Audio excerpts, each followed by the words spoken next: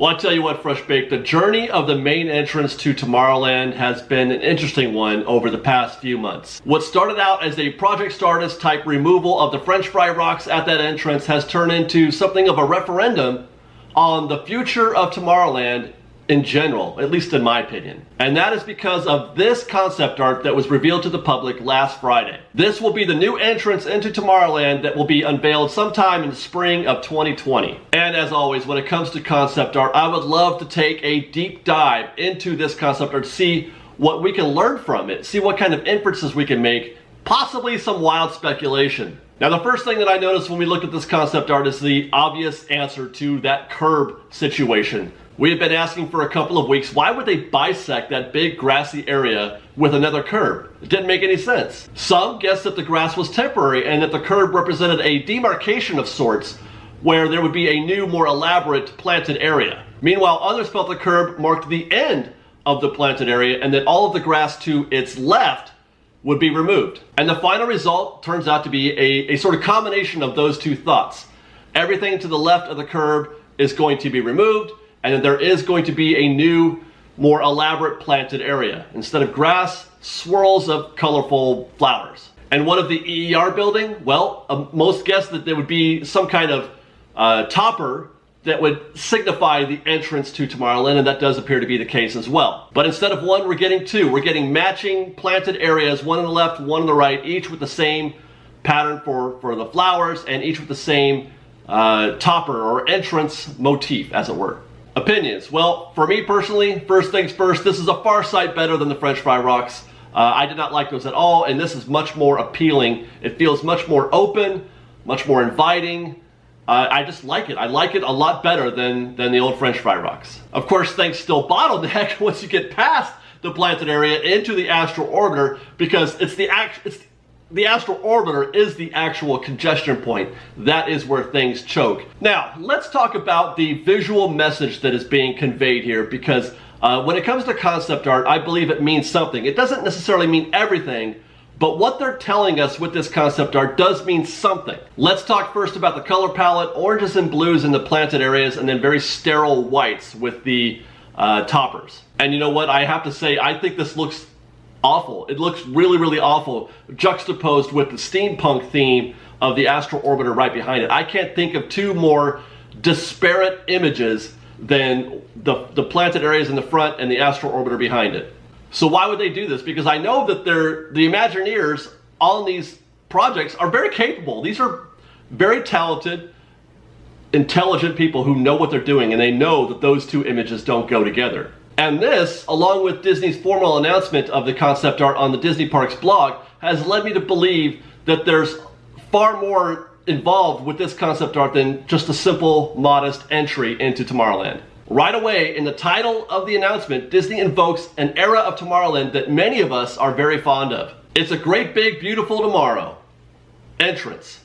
Coming soon. The title, of course, is referencing the theme song to the attraction Carousel of Progress, which was the first attraction in the now totally terrible Launch Bay building. The article goes on to acknowledge that Tomorrowland represented a feeling of optimism, and even invoked again John Hench and his original designs that featured innovation and technology. So they referred to entrances from 1955 and 1967, worlds on the move that featured futuristic vehicles and space-age architecture. And I have to ask, they had all that in mind when they came up with the concept art for this new entrance?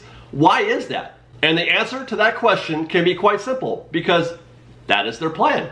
The new entrance is, or will be, part of an overall new vision for Tomorrowland. Gone will be that steampunk design for the astral orbiter, because obviously it doesn't fit with the new aesthetic. Likewise, I would expect Buzz Lightyear, Star Tours, Finding Nemo, Launch Bay, all because they don't fit with the new aesthetic. And this aligns with the previous rumors that we had heard that there was a proposed remodel of Tomorrowland that was a basic annihilation of the entire land, everything except for Space Mountain. That was one of the proposed, or one of the rumors that I had heard. And by the way, Space Mountain is in alignment with that new aesthetic, as would be Autopia in my opinion, though I think it would have a new skin or some kind of new theme. It wouldn't be the old gas-powered Autopia.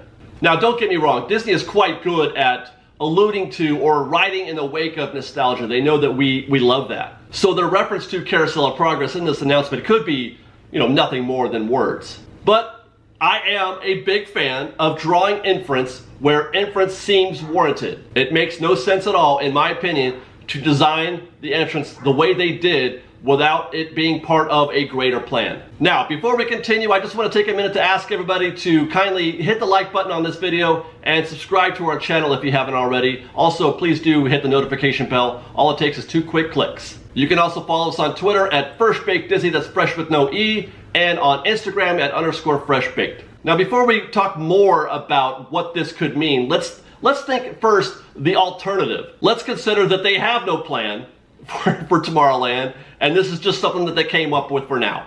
If that were the case, why not design something that is more in line, congruent with the current state of Tomorrowland? Also, that means if this isn't part of a greater plan, then that suggests that maybe they don't have a greater plan at all for the future of Tomorrowland, which is highly unlikely and also completely terrifying to me, considering where we are, in the state of Tomorrowland today. But having said that, I don't believe that's the case at all. My understanding is that the Tomorrowland remodel is on. It is definitely on. It's just a question of to what degree. How big will the remodel be? And of course, like a lot of other projects, it all depends on Rise of the Resistance. But that's another conversation for another video. Let's stay on topic. Now, before we continue, let's go back to the concept art and see if there's anything else that we can learn from it. For me, the most important detail, other than the actual theme of the planted area, are the trees. Those are big, beautiful green trees. Trees that presently do not exist today. Well, this tree, yes, but these, not really. And then on the right, this one perhaps, yes, but not all of them. At least not as full as this concept art is inferring. And there's reason to believe that this is intended. All you gotta do, again, is go back to the announcement. Imagineers wanted to open up the space and improve access into the land. However, it was important to maintain its overall complexion with trees and beautiful planters. Trees and planters, thank you very much. Along with the Astro Orbiter remaining, so too are the matching decorative facades for Buzz Lightyear and Astro Orbiter. Currently, these are behind scrims, but we've seen in the past few weeks that both of those facades were almost completely torn down. And this still has me really curious. This concept art has done nothing to alleviate that curiosity, because this is either nothing more than routine maintenance, which, by the way, would be really odd considering they have not been putting any money at all into Tomorrowland for years now, a very long time. It's either that or these facades being removed and then replaced at a later time is for some other purpose that is not immediately obvious to guests or visible to us. We don't know the true meaning behind why they were taken down, and that's curious. And here's an interesting thing. To the astute observer, one might notice that along with the Astro Orbiter and the facades, the Buzz Lightyear facade looks remarkably like the one that existed in the 90s. Actually, not even the Buzz Lightyear facade or entrance, but the entrance for the rocket rods in the 90s. But this, though, I think is nothing more than Disney taking an old piece of concept art and then just pasting the new entrance of Tomorrowland onto that concept art. I absolutely do not, 100% do not believe that Disney has any plans for bringing back the rocket rods or People Mover, at least, again, not in the way that we know them. Those tracks are going to be removed. Gotta get used to that idea. And that's it. That's what I've learned from this concept art, and those are my theories that this new entrance, modest as it is, the choices that they made, to me, point directly to some other great big new aesthetic, a great big beautiful Tomorrowland. Hopefully it's one. I've always been a proponent of a retro themed Tomorrowland, one that invokes, Tomorrowland of the 60s or the 70s or the 80s. Just go with that and stay there. But if that's not the case, that's okay too, as long as it does sort of in alignment with those ideas of innovation and technology, and not, by the way, Star Wars or Buzz Lightyear, which just makes no sense whatsoever. Buzz Lightyear in Tomorrowland, when you really think about it, doesn't make a lick of sense. But of course, all of that is just a theory, fresh baked speculation. I would like to hear your thoughts, your opinions. How far off base do you think I am, or do you have any ideas of your own? Let us know in the comments below, and until next time, be sure to support FreshBaked by sharing these videos with your friends on social media and tell them where to find the best dank Disney-facing content on the YouTubes. You can also support FreshBaked by buying a t-shirt. There are links for those shirts in the description below. You can also go to our website at freshbakedisney.com where you can buy pins or FreshBaked mini ears. And you can also support us on Patreon. There's a link for that below, patreon.com/freshbaked. Otherwise, thanks again for watching, everybody, and we'll see you next time. FreshBaked! We've got lots more videos for you to see, so grab a churro and check out some of our other videos and have your mind blown by how much fun we're having. We truly are the best of Disney Bake Fresh Daily. Don't forget to subscribe to our channel, and we'll see you next time. FreshBaked!